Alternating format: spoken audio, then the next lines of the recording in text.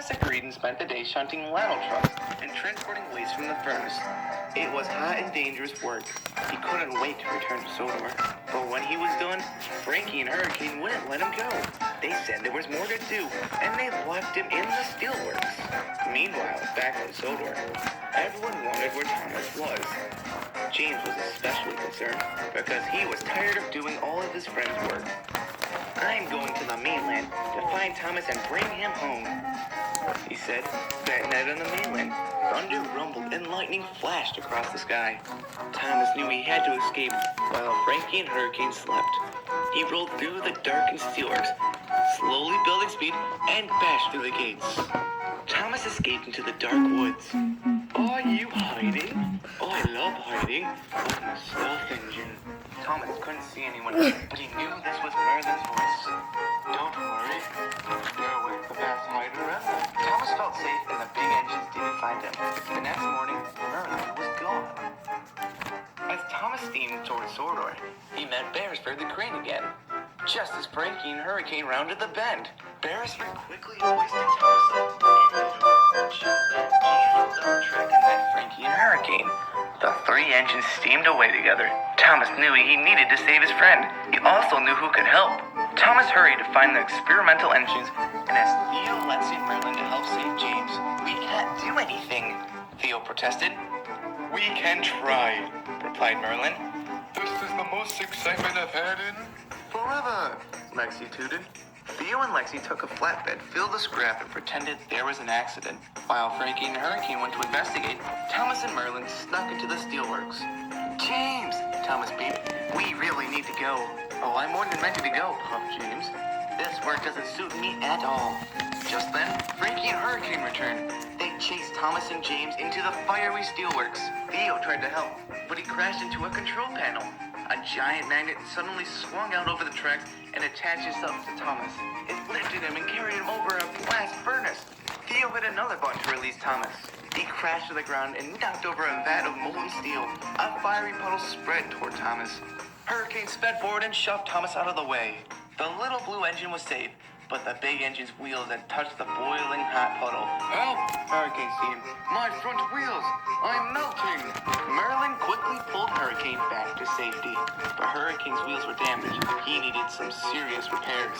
Without Hurricane's help, Frankie didn't know what she would do. "I can't do everything on my own," she said. "Nobody wants to work here." Thomas knew some engines that might. The experimental engines said they'd be happy to work at the steelworks. They liked being useful and helpful. When they were back on Sodor, Thomas apologized for taking James's trucks. "And I'm sorry I teased you about being Sir Topham Hatt's favorite engine," James beeped. "If anyone's the favorite, Thomas, it's probably you." "Don't be silly, James," Thomas peeped with a chuckle. They rolled into Tim's sheds, where their friends were happy to see them again. "Now there's a sight for sore eyes," Sir Topham Hatt exclaimed. He was happy to have all of his favorite engines back together again. Alright, that wraps up this book. Thank you all so much for watching. I hope you enjoyed this year's special book, and I'll see you guys next time. Hey Google, open YouTube. Opening YouTube.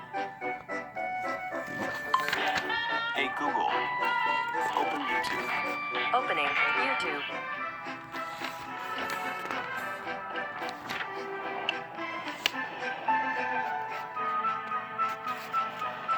Thomas and Friends, Big World Big Adventures.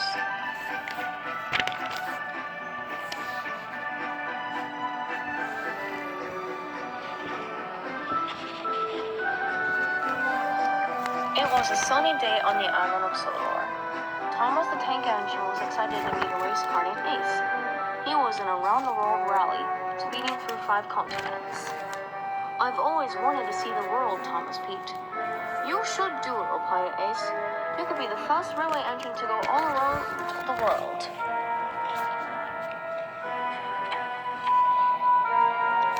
The next day, Thomas and Ace set sail for the first continent, Africa. After that, they would go on to South America, North America, Asia, and finally back to Sodor for Europe. When they arrived in Africa, Ace left without Thomas. he sped to a city called Dar es Salaam in Tanzania. But Thomas had to stick to the rails. A yard manager gave Thomas lots of trucks to deliver to the faraway city. The little engine set off all by himself.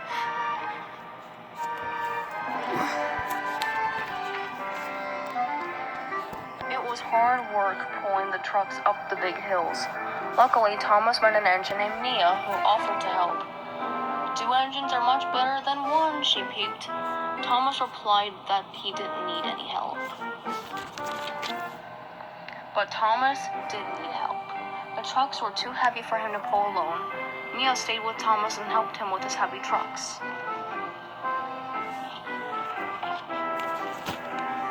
Nia also helped when they met a giant elephant blocking the tracks. She and the truck sang a lullaby, and the elephant wandered off to nap beneath a tree.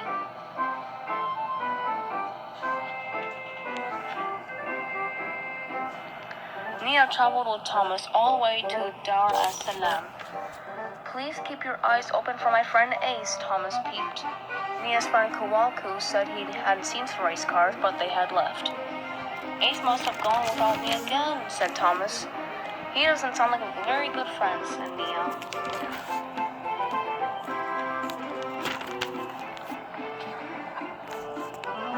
Thomas knew Ace's next race was in Rio de Janeiro, in South America. Nia asked if she could help Thomas find Ace, but he told her to go home. Then he steamed to the docks and was loaded onto a ship to continue on his big adventure. At sea, Thomas was surprised to find Nia on the ship. She wanted to travel with him and be the second engine to go all the way around the world.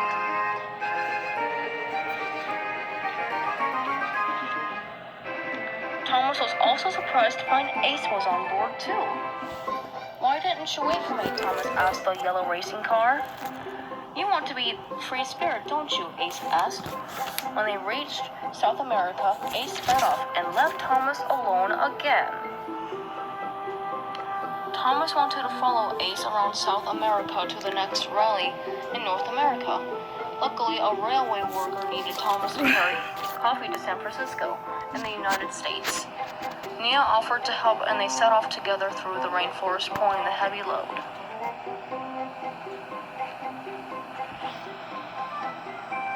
On the way, they found Ace. He had an accident while racing, so they loaded him up and gave him a ride. When they reached North America, Ace didn't want to go to San Francisco. He wanted Thomas to take him to the salt flats in Utah, so he could get repaired and meet the other race scene cars. Ace convinced Thomas to play a trick on Nia, and they sped off without her.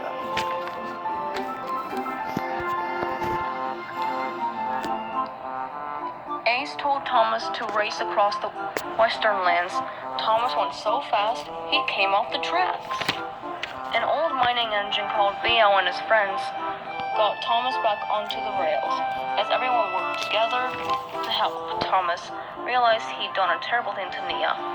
We should have stayed with her, he peeped. It was not nice to play a trick on her.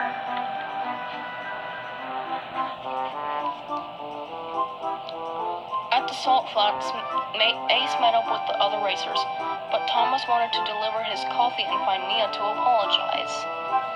He steamed on to San Francisco with his load, but Nia was not there. Thomas hoped he could find her at the next stop, China. Thomas found Nia on a snowy mountain in China. I'm sorry, I wish I hadn't upset you. Can we still be friends? He peeped. But before Nia could respond, there was an avalanche. It hit Nia and knocked her off the tracks. Thomas was too small to pull her back onto the rails by himself. Just then, a Chinese engine named Yan Bao came crashing through the snow. His big plow cleared the way, and he pulled both engines to safety. Thomas thanked Yan Bao for being big and strong. We're bigger and stronger when we work together, said Nia. So where are you going now? Asked Yan Bao. Continent number 5. Europe, said Thomas and Nia.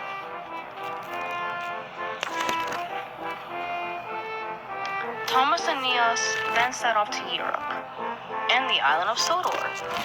Thomas introduced Nia to Emily, Percy, James, and Henry, Edward, and Gordon. His friends steamed with happiness to see the two engines who had traveled on a big world adventure.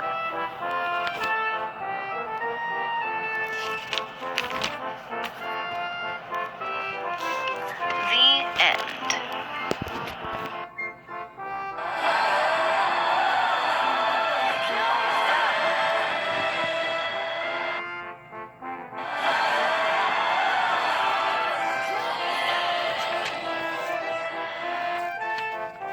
Thomas beamed. Good morning, Belle. Good morning, Thomas. But Thomas was already puffing proudly away with Belle. Goodbye, Thomas. First, Thomas took Belle to the docks.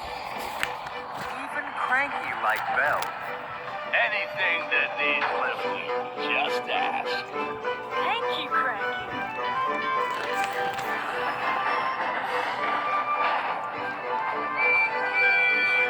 Would you help me, Cranky? Those packages are big and heavy. I don't meddle with Belle. That's your job. Thank you, Cranky. And Percy puffed back to his cars.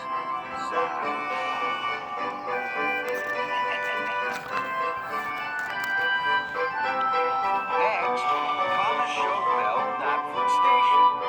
Percy popped up.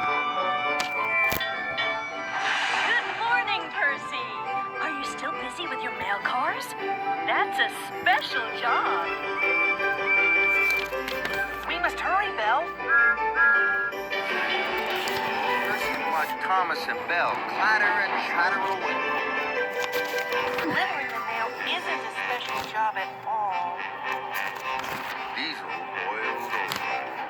And your best friends having a very good time with that big blue engine. Percy's firebox fizzled. Yes. He is. Later, Thomas and Belle visited the steamworks. Percy pulled up. He could hear Thomas laughing with Belle and Victor. Are you on your own again, Percy? Percy was surprised. I'm busy. Thomas is busier with Belle.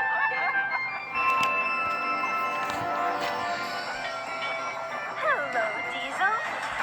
Steamworks is so grand. Do the Diesels have somewhere like this? We have the diesel works, but it's not grand like the steamworks at all. I'd like to visit. How so, Belle? Diesel snorted. Then he slipped slowly away. Bye, Percy. Bye, Diesel.